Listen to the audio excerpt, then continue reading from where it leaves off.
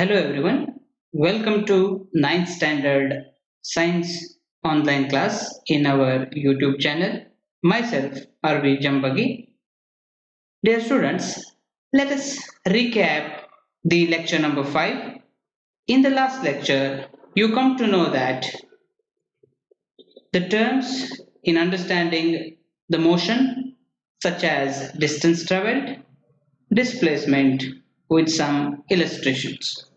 Let us know some other points about distance traveled and displacement of a body.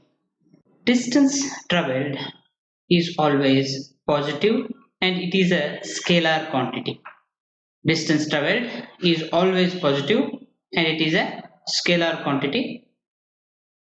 And displacement can be positive, can be zero, and it can be negative. Displacement of a body depending on the direction of it, and hence it can be positive, zero, and negative. Note that displacement has the direction, therefore it is the vector quantity. So distance traveled is always positive, displacement can be positive, displacement can be zero, and it can be negative. Distance traveled is a scalar quantity and displacement is a vector quantity. Distance traveled is always greater than the displacement. If you are comparing distance traveled by a body with the displacement, it is always greater than the displacement. Distance traveled found to be greater than displacement all the time. Okay. Since both the distance traveled and displacement are the lengths, the SI unit should be meter. Now, can magnitude of displacement be equal to distance traveled? Which means the magnitude of displacement and the distance traveled. Since the displacement is the vector quantity, therefore we need to consider its magnitude. Magnitude of displacement be equal to distance traveled, the question. For that question, the answer is no. To justify this statement, consider the first illustration which we took. A person moved from position A to B and B to C with the distances 3 km and 4 km respectively.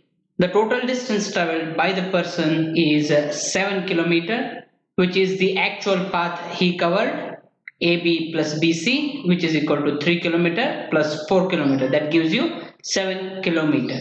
We also calculated from Pythagoras theorem the possible least distance, that is displacement, is AC. This is the path AC, that is 5 km. By Pythagoras theorem we took that path, that is the shortest path traveled by the person.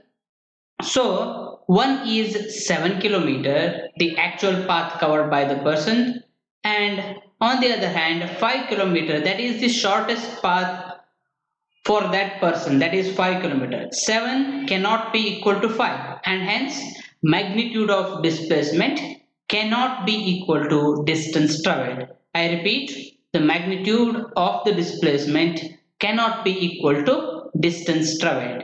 Hence, to describe the overall motion of an object and its location, we use distance as well as displacement. Okay, to describe the overall motion of the object and its location, we use both distance traveled as well as displacement of a body or an object. I hope you followed all these points clear.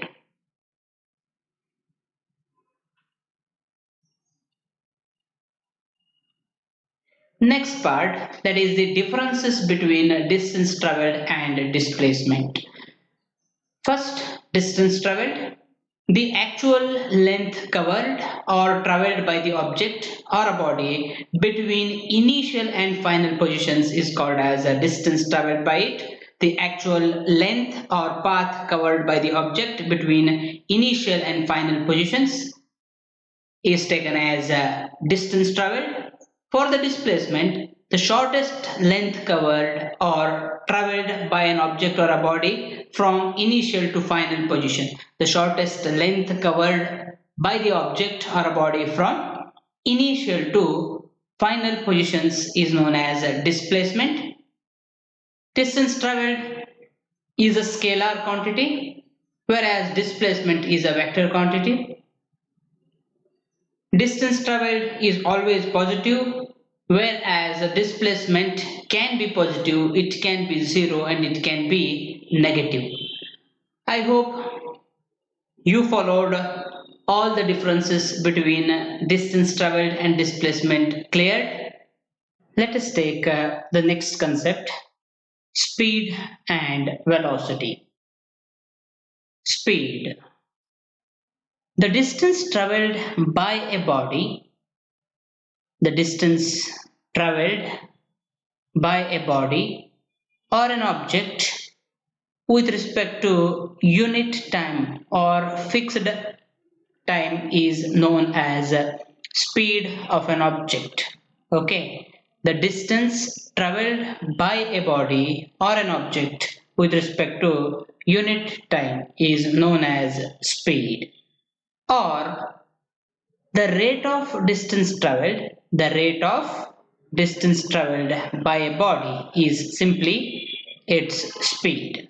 Okay, it can be written as speed is equal to distance traveled divided by unit time. Mathematically, it is simply v is equal to d by t. Okay, where v is the speed, d be the distance traveled, t be the time taken by the body. Okay, so this is the definition of speed. Examples: the snail can move with a speed of 0.1 kilometer per hour. A snail can move with a speed of 0.1 kilometer means 100 meter per hour. It can move 100 meter per hour, that is the speed of a snail. Okay. Second, a car is moving with the speed of 80 km per hour. A car is moving with the speed of 80 km per hour. Similarly, a train moving with the speed of 150 km per hour. And next example will be moon revolving the earth at a speed of 3683 km per hour. Similarly, the earth is revolving the sun at a speed roughly of 30 km per second. 30 km per second. Okay, these are all few examples for speed of an object or a body is concerned. Note that speed is a scalar quantity and it is and SI unit will be meter per second. Since V is equal to d by t, where d is the distance traveled, which is measured in meter, and t measured in second, therefore SI unit is taken as meter per second or meter divided by second. Okay, I hope you got the concept of speed right. So the next part, that is average speed. In most of the motion of the bodies, they are non-uniform in nature. Therefore, it isn't possible to measure the exact speed. In that case, we are referring the average speed. Okay, let us try to understand what exactly the average speed of a body. Okay, the ratio of total distance traveled by an object or a body to the total time taken by it. The total distance traveled by an object or a body to the total time taken by it is known to be as its average speed.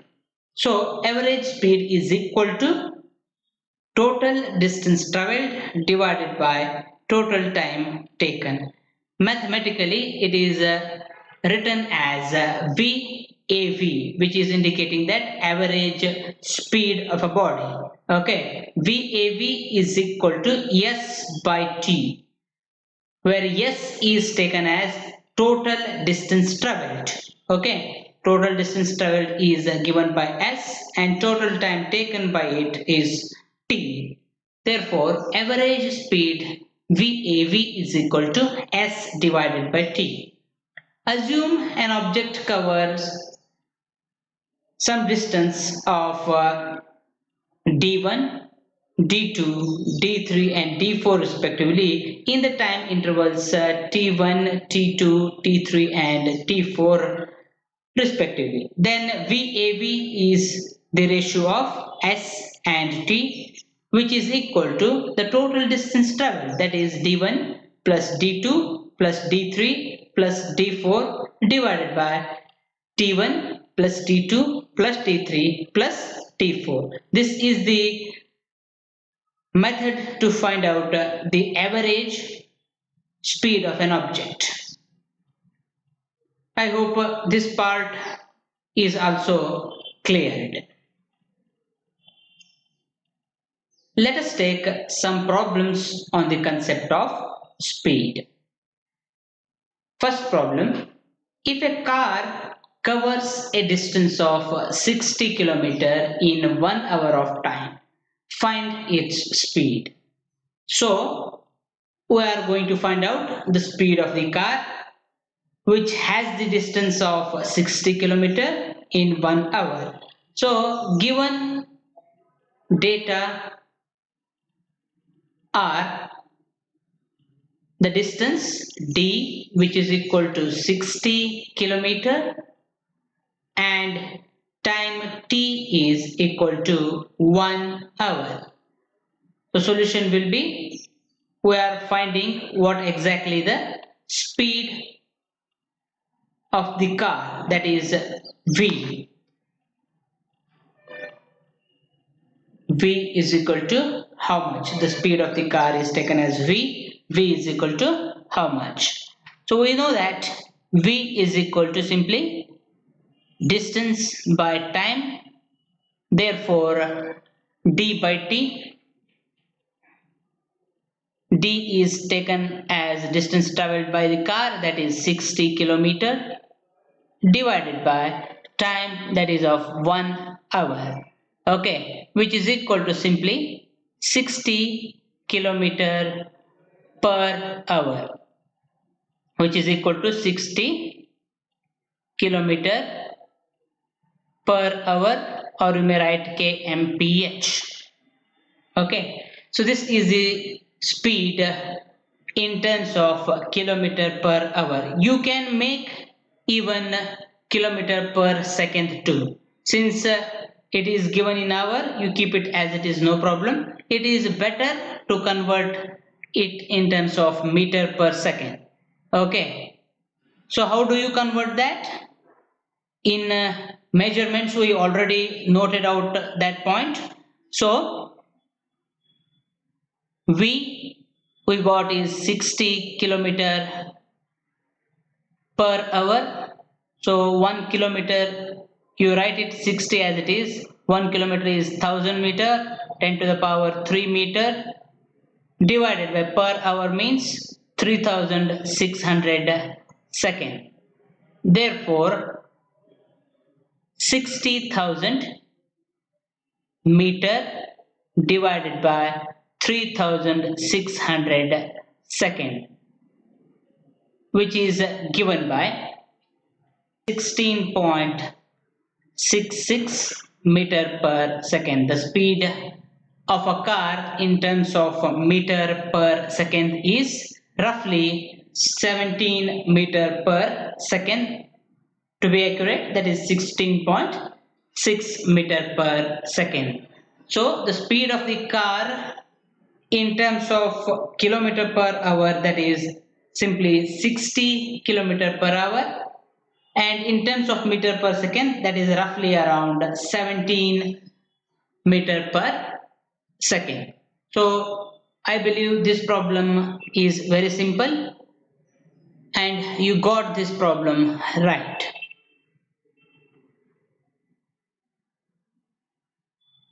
Next problem. If an object travels 16-meter distance in 4 seconds of time initially, and then it moves further distance of again 16 meter in 2 seconds of time, find its average speed. Okay, if an object is covering a distance of 16 meter in first 4 seconds, and in the next 2 seconds it again covers the same kind of distance, find its average speed. Okay, given that is first point, you may take it as a d1, the first distance traveled by the object, that is 16 meter, and in the time interval you write it as t1, which is equal to 4 seconds. Similarly, d2, which is equal to 16 meter again, and t2 this time is 2 seconds. So you need to find out the average speed VAV is equal to how much. Okay, so the average speed is given by the formula VAV, which is equal to S by T. This S by T can be written as S is equal to total distance travelled by the object. Therefore, it is taken as a d1 plus d2 divided by time, that is total time taken here, that is t1 plus t2. Therefore, 16 meter for the first distance and again 16 meter for the second distance divided by 4 second plus 2 second. You take a common of meter, 16 plus 16, that is 32 meter divided by 6 second, and hence V average or average speed of an object is 32 by 6 meter per second. So 32 by 6 means that is simply 5.33 meter per. This is the average speed of an object according to the problem. So this is also very simple. So make the distances separate first, then you add them according to the formula. Okay, I hope this problem is very simple to understand. I'm going to stop at this point of time since your monthly tests are on the way. I will meet you with some more examples and some more concepts in the next period. Till then, take care of yourselves. Bye bye.